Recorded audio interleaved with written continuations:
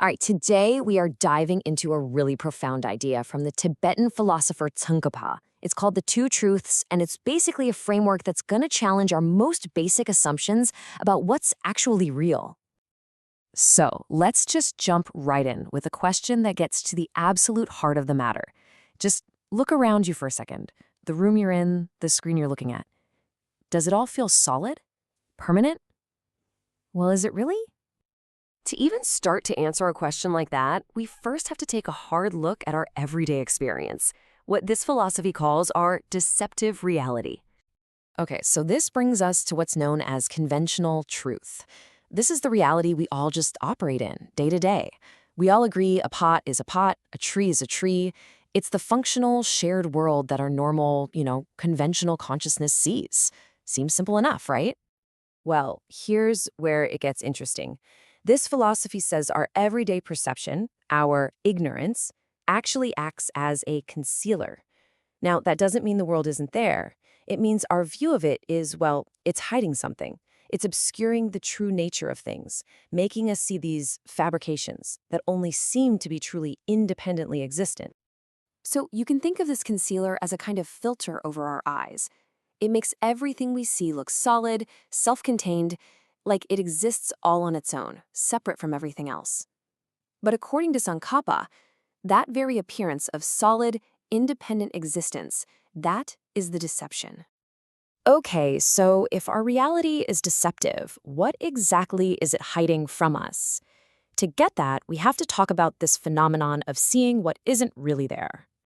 Now, just for some context, this whole idea comes from a very deep, very logical tradition called Madhyamaka, or the middle way, which Tsongkhapa was a master of. You can think of it as a serious investigation designed to analyze the very fabric of reality itself. And this quote, this gives us such a powerful analogy. Just imagine for a second that you have an eye disorder, and because of it, you see little floating hairs everywhere. To you, they seem totally real, but someone standing next to you with clear eyes, they don't see anything. Tsongkhapa is suggesting that our normal way of seeing the world is kind of like a universal eye disorder. We're all perceiving a kind of solidity that isn't inherently there. So what do those clear eyes see? Well, they see the ultimate truth. And this isn't some otherworldly, mystical place. It's right here. It's our own reality, just perceived correctly with a reasoning mind.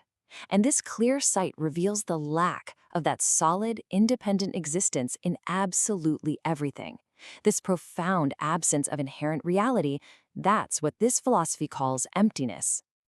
So let's take a breath. We now have two truths on the table, the conventional, everyday truth and this ultimate truth. The big question is, how do they possibly fit together in one single reality? I know what you're probably thinking. Are we talking about two different worlds here? Is the conventional world somehow wrong and the ultimate world is the right one? And the answer to that is a hard no.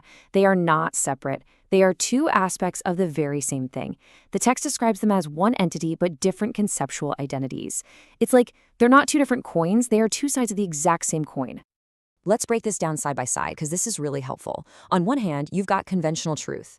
It's deceptive because it appears one way, solid and independent, but it's actually another. It's what our normal consciousness finds. Then, on the other hand, you have ultimate truth.